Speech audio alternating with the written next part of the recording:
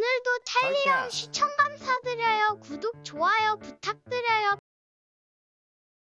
안녕하세요, 찰리브라입니다. 세 번째 영상인데, 고팍스가 워너마켓을 재개할 거다. 이것도 사실 나쁜 뉴스는 아니거든요. 그냥 고팍스 측면 말고 전체 코인 시장을 봐도 나쁜 뉴스 아니라고 생각하는데, 일단 날짜가 4월 28일 2시 반에 예정이 될 거다. 그래서 고팍스를 사용하시는 분들한테는 엄청나게 아마 희소식이 될 것 같고, 특히나 이제 CTC 크레딧 코인 투자하시는 분들한테 아마 이 소식이 엄청 좋은 뉴스일 거예요. 그래서 향후에 유동성이 많이 들어올 수 있는 하나의 그 트리거가 되지 않을까라고 이제 전 생각을 한번 해봤습니다. 그리고 독일 사람들은 어떤 SNS를 가장 많이 사용을 할까? 여기 트위터도 있고 틱톡도 있고, 참고로 트위터 같은 경우는 제가 얘기 듣기로는 이번 주 목요일이 실적 발표라고 하더라고요. 그래서 실적 발표가 생각보다 괜찮게 나온다. 그러면 앨런 머스크는 트위터를 인수하자마자 하나의 또 작은 선물을 받게 되는 거고, 그리고 도지코인도 마찬가지로 같이 커플링으로 시세적인 어떤 반짝반짝거림이 있지 않을까라는 생각을 했습니다. 근데 제가 그걸 말씀드리려고 했던 게 아니라 의외로 왓츠앱을 가장 많이 사용을 하네요. 독일 사람들이 거의 뭐 82.6%를 사용한다고 하는데, 제가 이제 뭘 말씀드리려고 하냐면 사실은 이 메타사하고 왓츠앱은 또 관련이 있어요. 근데 메타사가 전 페이스북이죠. 근데 메타사가 이번 연말에 올해 연말에 대형 VR 신작 게임을 출시한다라는 얘기가 있더라고요. 제가 이걸 보면서 어떤 생각을 했냐면, 사람들이 VR을 더 많이 사용을 하려면, 사용하는 시간이 늘어나려면 집안에 갇혀 있어야 더 많이 사용하는 시간이 늘어나거든요. 근데 이번에 여러분들 아시겠지만 넷플릭스 주식이 폭락을 했어요. 그죠? 근데 그게 폭락한 이유가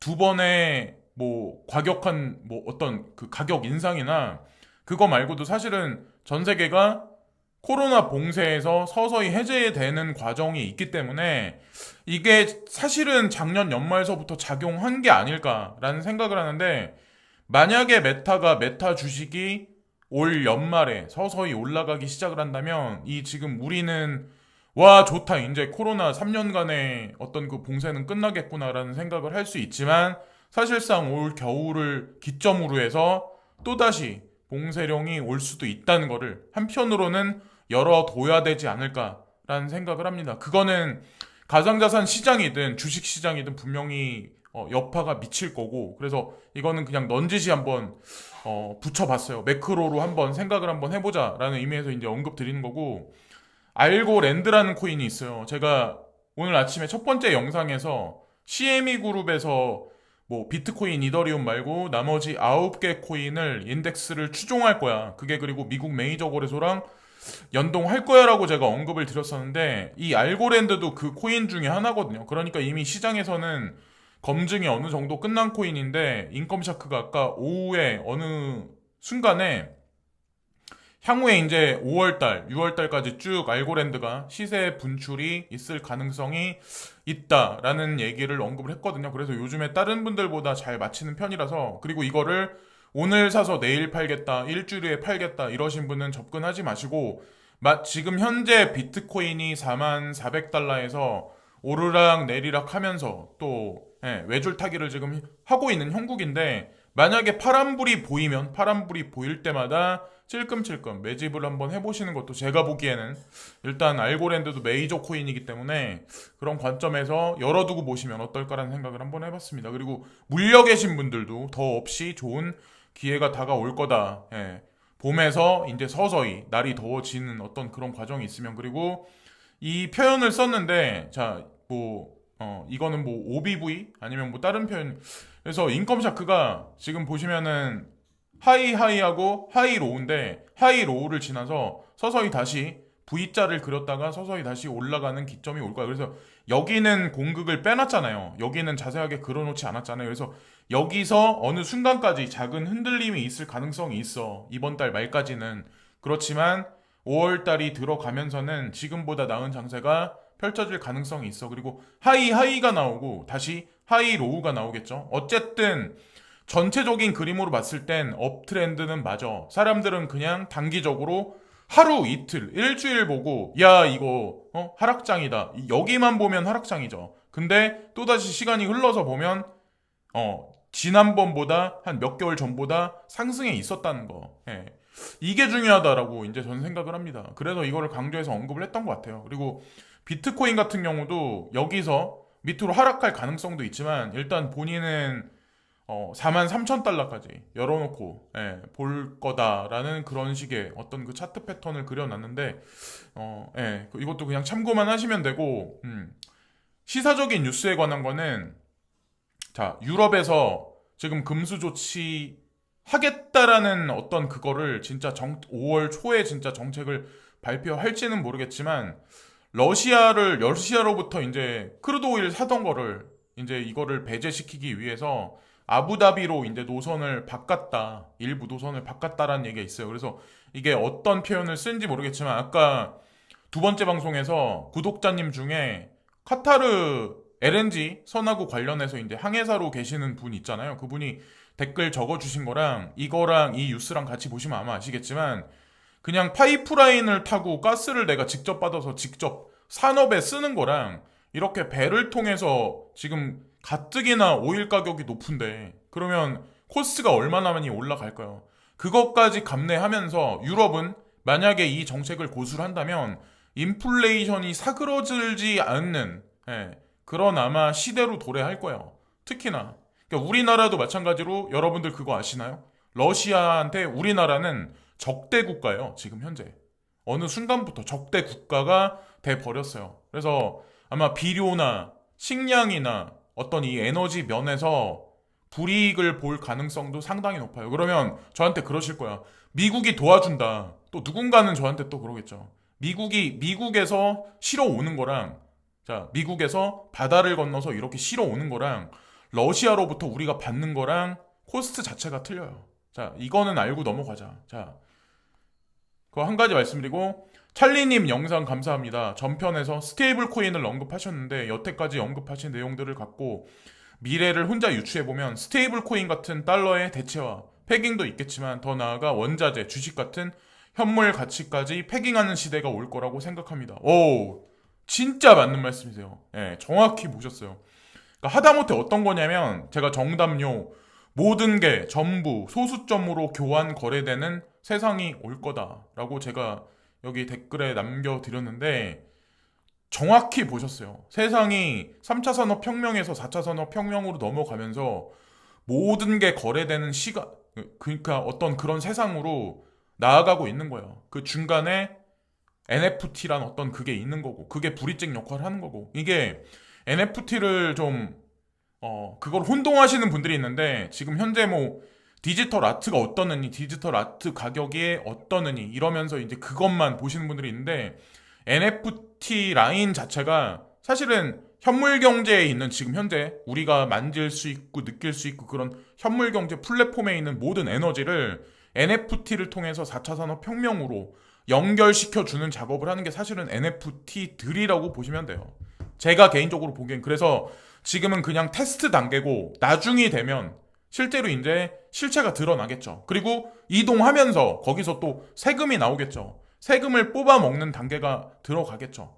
물리적인 게 교환되고 거래될 때는 정부에서 세수 창출을 원활하게 할 수 있지만 원활하게 못하지만 숨길 수가 있기 때문에 거기에 현금도 포함되고 근데 4차 산업혁명으로 가면서 완전히 전부 다 모든 거래 모든 이동 그거는 다 투명하게 돼버리는 거죠.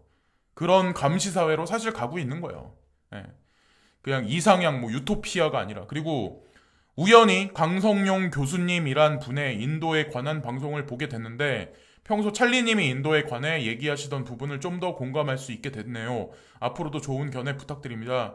하셔가지고 밑에 용비님이 저도 강성용 교수님 인도편 방송을 들었는데 찰리님 방송이 자주 들어서인지 무지 흥미롭고 재밌게 들었습니다. 우리에게는 WRX가 있기에 그래서 제가 이제 WRX를 지속적으로 추천을 드렸는데 저가일 때나 고가일 때나 인도에서 개돼지 약재 뉴스가 나올 때나 반드시 지켜라. 여러분들 인생을 바꾸게 해줄 거다. 제가 강조하는 이유가 다 있었던 거고 참고로 제가 저녁에 이제 잠깐 눈을 붙였다가 잠깐 다시 깨서 댓글을 보고 강성용 교수님이 강의하신 거, 이분은 아시아 태평양 전문가예요. 예, 그리고 서울대학교에서 교수님으로 계신 분이에요. 그러니까 저는 박사로 따졌을 때 개박사고, 이분은 진짜 이제 교수님이니까 진짜 공신력이 있으신 거죠. 그리고 인도어도 좀 하실 줄 아는 것 같더라고, 제가 보니까. 그래서 이분이 이제 언급을 인도와 러시아의 관계, 그리고 인도와 중국과의 관계, 그리고 인도와 미국과의 관계에 관해서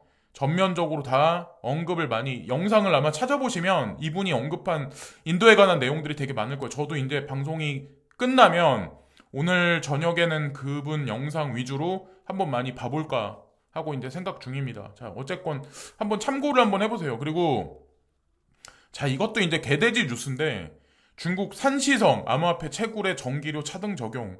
중국 산시성 발전개혁위원회가 암호화폐 채굴 관련 전기료를 차등 적용하기로 했다고 중국 현지 매체가 보도했다. 채굴을 금지한다라는 뉴스를 우리가 간간히 보게 되는데, 채굴의 전기료 차등 적용? 이게 말이 되나요? 그래서 개돼지 뉴스라는 거죠. 이에 따라 암호화폐 채굴에 사용되는 전기료 킬로와트당 1위안을 기준으로 차등 적용된다. 산시성 발개위는 향후 상황에 따라 적절한 시기에 전기료를 인상할 것이라고 밝혔다. 전기료 인상한다. 그럼 국가한테 좋은 거죠. 그러면 채굴한다. 여기다 채굴세를 붙여요. 그러면 정부한테 좋은 거죠. 왜 중국이 가상자산을 이거를 막으려고 할까요? 우리 오피셜하게 나와 있는 거. 그리고 두 번째 영상에서 오늘 네오 개발자 중에 한 사람이 나와서 중국이 블록체인 산업에 관해서는 앞장서서 가고 있다. 여러분들이 알고 계신 거와는 현실이 다르다라는 얘기를 했는데, 어느 순간은 아마 분명히 오픈할 거예요. 시간이 문제일 뿐이지. 근데 이 안에서 내가 중국 관련 코인에 투자를 해가지고 내가 돈을 벌고 못 벌고는 개인의 어떤 운이 아닐까, 인내력의 어떤 그런 게 많이 좌우하지 않을까라는 생각을 합니다. 자, 그리고 중앙아프리카 공화국이 BTC 법정화폐 추진의에서 제동. 어저껜가? 네, 중앙아프리카 공화국이 BTC 법정화폐 추진한다라는 얘기가 대서특필돼서 코인 시장에 호재로 작용한다, 약간 그런 식의 우리 대중들은 방향을 봤었는데, 하루가 딱 지나니까 이런 식의 뉴스가 나오네. 그럼 이게 없었던 일이 돼버릴까요? 예, 없었던 일이 그러니까 왔다 갔다 하는 거죠. 지금 시세 같이. 또 시세가 좋아지면 이 뉴스도 이제 중앙 아프리카 뭐 BTC 법정화폐 추진해서 디테일하게 어떤 땡땡땡땡땡 뭐 이렇게 나오겠죠. 어쨌든 이런 뉴스에 페이크로 당하지 말자. 그리고 뭐 이런 얘기를 이제 제가 말씀드리고 싶은데, 예, 보면 네이버에 보면은 모르시는 분들도 있기 때문에 제가 많은 분들이 보기 때문에 언급 드리려고 해요. 여기 보면은 이중 인증도 있고, 자, 이중 인증도 있고 로그인 차단도 있어요. 로그인 차단은 특히나 이제 나이가 좀 어느 정도 연세 드신 분들 있잖아요. 우리는 네이버랑 그 다음을 가장 많이 사용을 해요. 근데 로그인 차단은 국내도 할 수 있고 특히나 이제 해외도 할 수 있어요.